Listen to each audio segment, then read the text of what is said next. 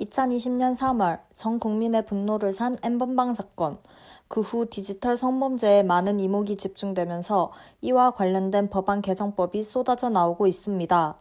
2020년 여성가족부에 발표된 디지털 성범죄 피해 현황에 따르면 불법 촬영, 유포 순으로 많은 비중을 차지하였고 피해자 연령별로는 10대와 20대가 높은 비율을 차지하고 있습니다. 지난 9월 24일 온라인 그루밍 처벌법이 시행됐습니다. 온라인 그루밍이란 채팅앱과 같은 온라인 매체를 통해 신뢰관계를 형성한 후 약점을 잡아 돈벌이 등의 목적으로 이용하는 범죄를 말합니다.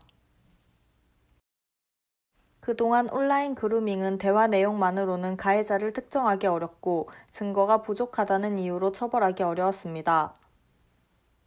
하지만 아동 청소년의 성보호에 관한 일부 개정안의 시행으로 그루밍 단계에서도 가해자에 대한 처벌이 가능해졌습니다.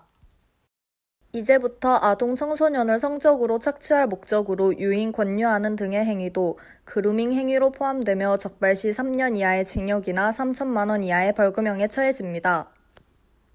앞으로 이제 많은 사건들이 이걸 통해서 해결될 수 있을 거라고 기대하고 있습니다. 수범 처벌 규정이 이제 도입되지 않았기 때문에 지금 현 경찰 수사기관에서는 이제 이 처벌 규정을 활용한 이제 위장 수사가 활용되기 어렵다는 어떤 그런 문제점들이 지적되고 있어가지고 이 부분에 대한 아마 개정은 시급히 이제 이루어져야 될 것으로 생각되고 있습니다.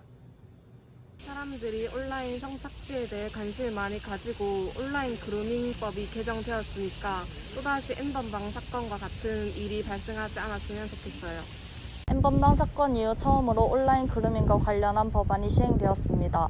과연 새로운 법안이 온라인 그루밍 범죄를 줄일 수 있을지 기추가 주목됩니다. 올솔뉴스 정어진 기자입니다. 작년부터 시작된 코로나19. 우리의 일상은 큰 변화가 일어났습니다. 가게 곳곳에는 마스크 착용 권고 메시지가 부착되어 있고 출입 명부와 QR 체크인은 이제는 익숙한 일상이 됐습니다. 이러한 상황 속에서 7월 본격적인 국내 백신 접종이 시작됐습니다.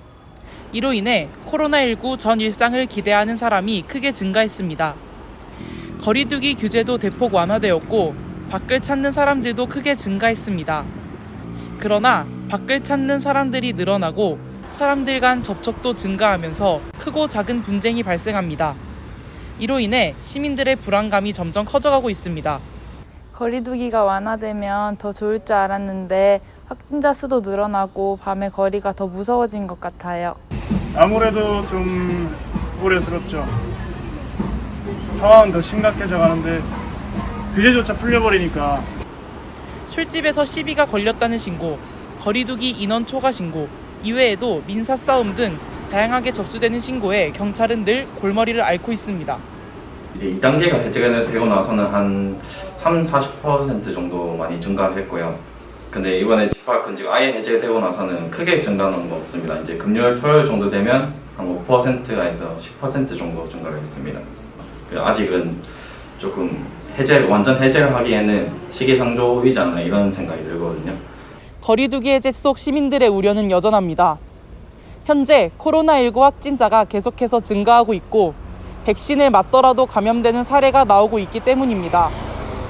추후 시행될 거리두기 단계와 방역수칙은 시민들의 행동에 따라 동전의 양면과 같은 상반된 결과를 보일 것으로 예상됩니다. 이상 얼솔뉴스 배수진이었습니다. 달서구 신당동에 위치한 한 화장품 가게. 이곳에서는 화장품 공병을 모으는 에코 챌린지를 진행하고 있습니다. 한편 바로 옆 생활용품 가게에서는 지구를 지키자는 슬로건으로 장바구니 이용을 권장 판매하고 있습니다. 최근 친환경 마케팅을 펼치고 있는 기업 가게를 주위에서 쉽게 만나볼 수 있습니다. 이런 변화는 소비자들이 환경 문제에 민감해지고 가치 있는 소비를 중시하는 경향으로 인해 나타났습니다. 트렌드 모니터의 통계 결과에 따르면 기업들의 사회적 책임과 관련한 질문에 동의한 사람은 89%를 차지했으며 실제 친환경 소비를 경험해본 사람들은 54%에 달했습니다. 오늘날 환경 문제는 한 국가를 떠나 전 세계의 공통 문제로 자리 잡게 되었습니다. 사람들이 살아가는 일상 속에 지구 환경에 부담을 주지 않거나 최소한의 쓰레기를 배출하는 소비 형태인 친환경 소비를 이제는 어렵지 않게 주변에서 볼 수 있습니다. ESG라는 개념을 많이 이야기하고 있거든요. 여기 ESG에서 E라는 게 환경적인 측면을 강조를 해요. 그래서 우리가 기후변화라든지 또는 대기오염이나 수질오염 아니면 제품을 생산하는 과정에 발생하는 일회용 폐기물들, 이걸 어떻게 하면 최소화할까? 이게 우리의 지구, 우리의 지역사회의 지속 가능성을 담보하거든요. 친환경을 넘어서 폐기물을 전혀 배출하지 않는 제로 웨이스트 역시 많은 이들의 일상에 자리 잡았습니다. 이처럼 친환경적인 소비는 일상생활 속에서 긍정적인 변화를 만들어내고 있습니다. 심각해지는 환경 문제에 대해 일상생활 속에서 긍정적인 변화가 일어나고 있습니다. 앞으로 얼마나 더 지구에 도움이 되는 친환경 소비가 이루어질지 기대되는 상황입니다. 지금까지 얼소울 뉴스 장연희였습니다.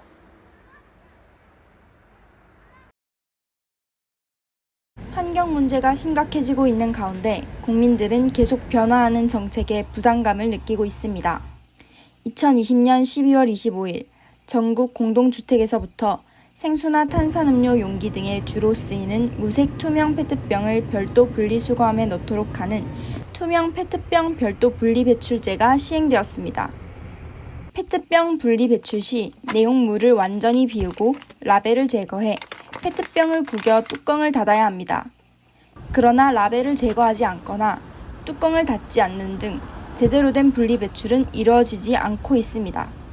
투명 플라스틱 정책이 어떤 거가 있는지는 잘 모르는 것 같아요. 그리고 투명 플라스틱을 배출하는 데 있어서 어렵거나 헷갈리는 점도 조금 많은 것 같아요. 제 주위에서 환경 정책을 많이 접하지 못해서 제 생활에도 많이 적용하지 못하는 것 같아요.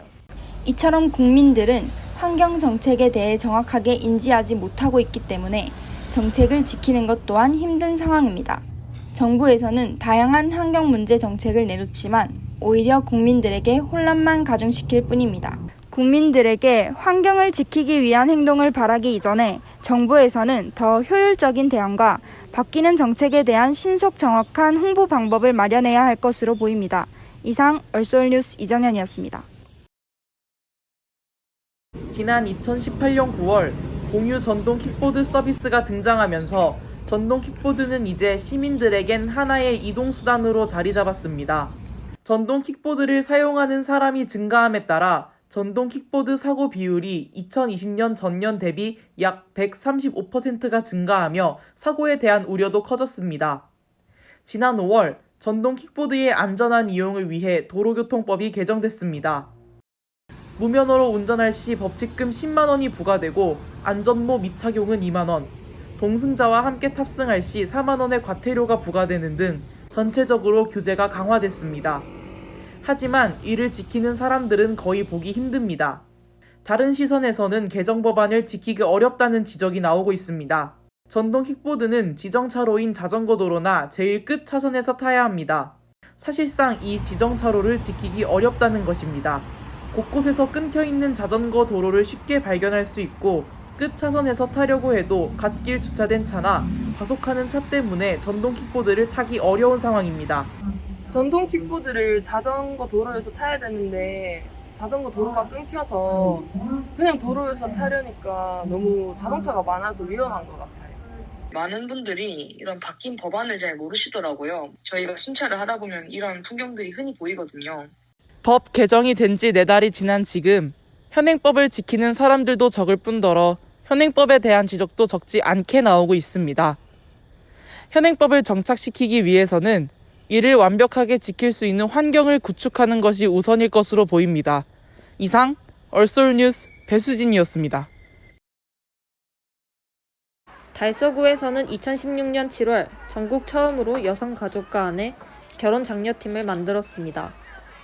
2018년 9월에는 지자체로는 처음으로 결혼특구 선포식을 열었습니다. 지자체가 결혼을 정책 슬로건으로 내거는 것은 매우 드문 일입니다. 달서구가 초저출산 문제를 해결하고 청년들의 힘든 삶을 응원하고자 결혼장려팀을 만들었지만 시민들의 반응은 싸늘했습니다. 사실 달서구가 결혼 특구인 건 이번에 처음 알았는데 결혼은 개인의 자유잖아요. 그런 정책을 실시하는 게 사실 이해가 안 가요. 결혼 친화적인 분위기를 만든다고 해서 청년층들이 결혼할 것 같지도 않고 고령화 노령화를 해결한다고 지자체와 청년층들을 좀 떠미는 느낌이 있는 것 같아요. 이곳은 달서구 이곡동에 위치한 배실 웨딩 공원입니다.